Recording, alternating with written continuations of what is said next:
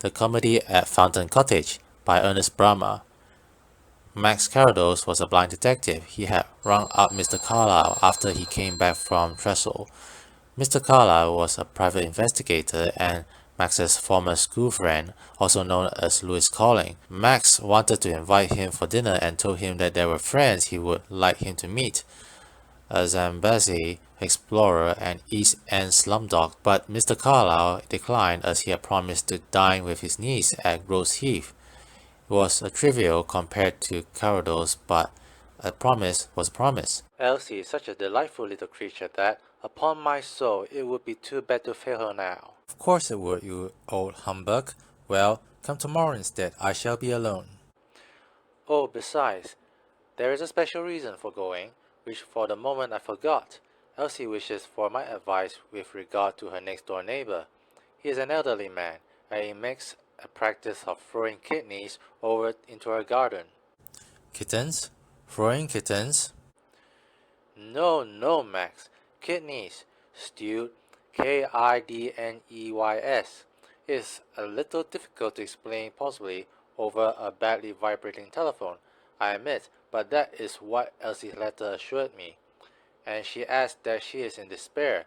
I will make full inquiry and let you know.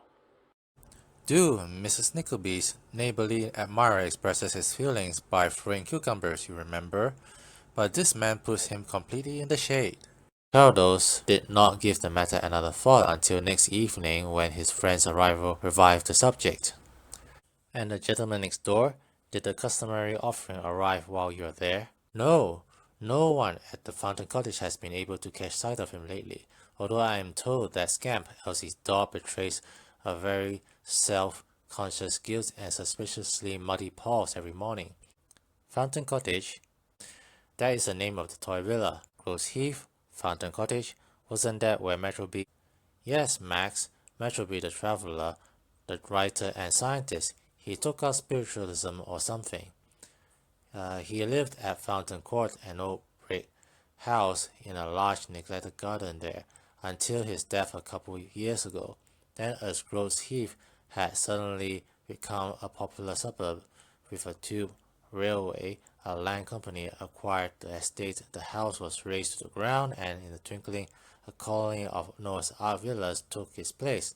There is Metropolis Road here, and Court Crescent there, and the Mansion Drive, and what not, and Elsie's little place perpetuates another landmark. I have Metropolis' last book there. In fact, he sent me a copy. The Flames Beyond the Dome, the queerest farrago of balderdash and metaphysics imaginable. But what is your opinion about the neighbor, Louis? Is he really mad?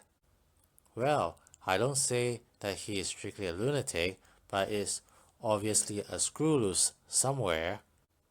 I was wondering, did he really have a sane object? If so, what is it? His object is precisely that which he is achieving. You see, he has produced the impression that he is eccentric or irresponsible. Then what else has he done? I can tell you one thing else that he has done. He had made Elsie's dog ruin her flower bed because of his confounded kidneys. He has gained an everlasting annoyance of an otherwise charming neighbor, Max. Can you tell me what he has achieved by that? The everlasting esteem of Scamp, probably. Is he a good watchdog, Louis? Good heavens, Max! Is he planning a burglary? Do they keep much of value about the house? No, they don't. They had no silver worth speaking of. Then he probably is not planning a burglary. If it is only that, why should he go to the trouble of preparing this particular succulent dish to throw over his neighbor's ground while cold liver would do quite as well? If it is not only that, why should he go to the trouble, Max? By creating the greatest disturbance of your niece's garden, he can the more easily obliterate his own traces if he trespasses there at nights. But if it's not burglary, then what is it? Why not meet this charming little woman? Mr. Carlyle soon sent a letter to his niece, giving him a line of introduction of his friend and telling him to comply to any suggestions Mr. Carrados makes, no matter how eccentric it might be. When his car drew up at the bright green wooden gate of Fountain Cottage, Mr. Carrados overheard a conversation between a very young lady and another visitor. I'm sure, ma'am, that you won't find anyone to do the work at less. I can believe that, but you see, we do all the gardening ourselves, thank you. The visitor laughed. Do not need to ask if you are Mrs. Belmark. I have Uncle Lewis's voice, the niece of his voice, so to speak. Voices mean a great deal to me, Mrs. Belmark. In recognizing and identifying people, oh, very much more than that. In recognizing and identifying their moods, their thoughts even, there are subtle lines of trouble and the deep rings of anxious care quite as patent to the ear as to the sharpest eye sometimes. If I had any dreadful secret, I think that I should be a little afraid to talk to you, Mr. Carrados. Then please do not have any dreadful secret. Take the case of your quite commonplace neighbor. The fantastic concept of throwing stewed kidneys over into a neighbor's garden irresistibly appealed to me. Lewis, as I was saying, regards the man in a romantic light of a humanitarian monomaniac or a demented food reformer. I take a more subdued view, and I think that his action will prove to be something quite obviously natural. Of course it is very ridiculous, but it scarcely matters now. I am only sorry that it should have been the cause of wasting your valuable time, Mr. Carrados. My valuable time only seems valuable to me when I am wasting it. But is the incident closed? Lewis told me that he had drafted you a letter of remonstrance. May I ask if it has been effective? I did not send it. There is something that I did not tell Uncle Louis, because it would only have distressed him without doing any good. We may be leaving here very soon. Just when you had begun to get it well in hand. It has to do with my husband's business. He is with a firm of architects. We took a great deal of trouble taking this house. We had been in apartments for 2 years, but Roy was doing so well with his people that I was so enthusiastic for a garden that we did scarcely 2 months ago. Then came this thunderbolt. The partners require a little more capital in the business, someone whom they know is willing to put in £2,000, but he stipulates for a post with them as well. He, like my husband, is a draughtsman. There is no need for the services of both, and so, is it settled? In effect, it is. They politely said that they would rather have Roy than the new man, and they have definitely offered to retain him if he can bring in even £1,000. They have asked him to think it over and let them know on Monday. I don't know how long before Roy gets another position equally good. We just had to resort to creep back to our old apartment. Of course you will not mention this to Uncle Louis yet, Mr. Carrados. If you do not wish it, certainly not. I am sure that it would distress him. He is so soft-hearted in everything.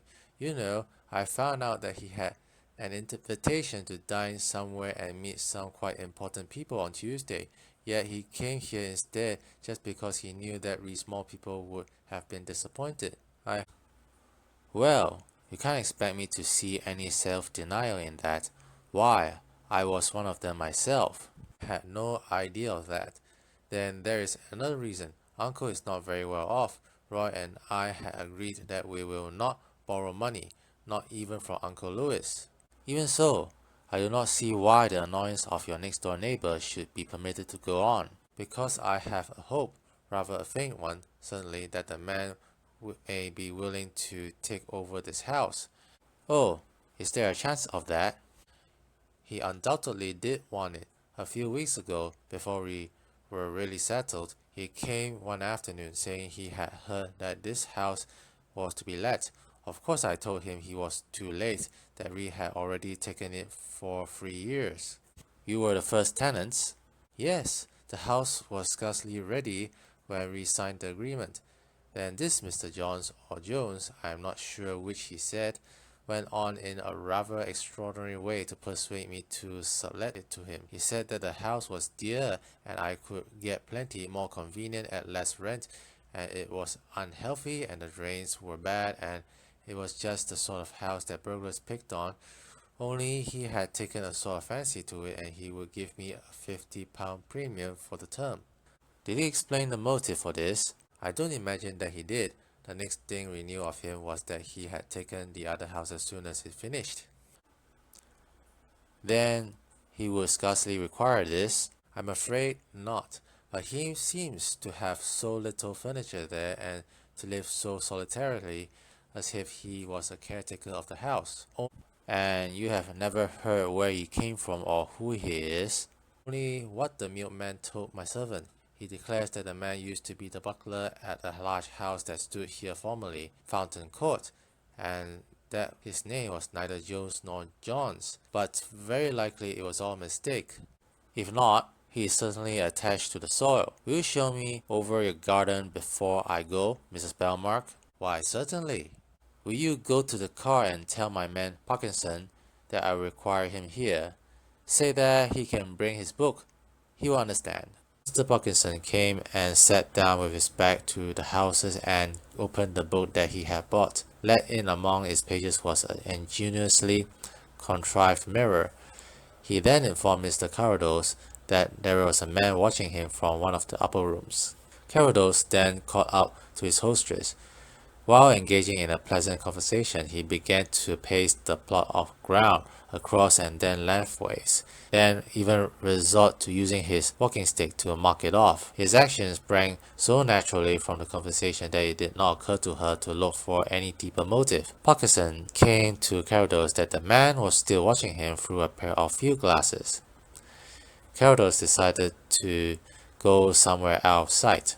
Carrados commented that the garden was pretty large to be managed by her own and inquired about the guy whose horticultural service Mrs. Belmark just refused. She replied that his name was Irons, and he too was extremely annoying. For some weeks now he had been coming time to time, trying to persuade her to engage him.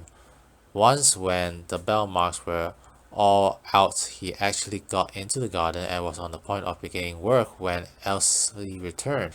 What surprised her was that, similar to that annoying neighbor, Mr. Irons claimed that he had been a gardener at Fountain Court for 7 years. When Carrados was about to leave, he told Elsie Belmark that he would send her a small hawthorn tree as ought to be in every garden. Is it still worthwhile in spite of? I am not forgetting that unless your husband is prepared on next Monday to invest £1,000, you contemplate leaving here. Then I do not understand it, Mr. Carrados. I am unable to explain as yet. I told her to write to both the annoying neighbor and Mr. Ayres that she will agree to their demands, but he told her that not to worry as they would turn her down eventually. Such course of action was meant to make them less restive. Lastly, will you persuade your husband not to decline his firm's offer until next Monday? Very well, Mr. Carrados. Thank you. I shall endeavor not to disappoint you. I shall not be disappointed because I have not dared to hope, and I have nothing to expect because I am still completely in the dark. I've been there for nearly 20 years, Miss Belmark. Oh, I am sorry. So am I. Goodbye, Miss Belmark. On Saturday afternoon, Elsie Belmark told her husband about the telegraph in her hand. She was convinced that Carrados must have lost his mind. In the telegraph, he told her to bring a bottle of champagne, a compass, and a sardine tin opener. They at first pretended to ignore the message, but they managed to comply in the end. Elsie remembered Uncle Louis said that they once failed to stop a jewel robbery because the jeweler neglected to wipe his shoes on the shop doormat, as Mr. Carrados had told him to do. Carrados arrived at exactly 6:45. 5 minutes later, another vehicle arrived. Parkinson got down, opened the door to take out a special type of hawthorn, something Carrados had promised to the Belmarks.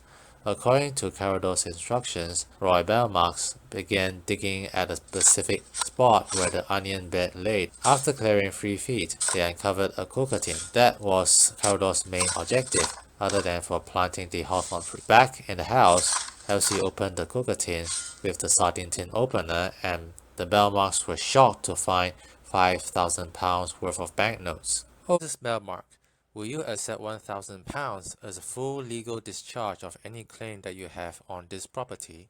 Me? But I have no right to in any circumstances. It has nothing to do with us. You have an unassailable moral right to a fair proportion, because without you, the real owners will never have seen a penny of it. As regards to your legal right, here is a document that concedes it. Oh gosh, Roy, the champagne! It turned out that Alexis Metroby buried the money for spiritual reasons. He greatly believed that the end of the world was coming and was firmly convinced that the currency of this world would be equally useful in the spirit land into which he expected to pass. The solicitors had in fact discovered that the £5,000 worth of securities had been realized early in the 1910. They readily ascertained that Metroby had drawn that amount in gold out of his bank immediately after. After his death, his house had been demolished and any trace of that money could not be found until now. Hey, remember to sign up for my website and get some free reviews.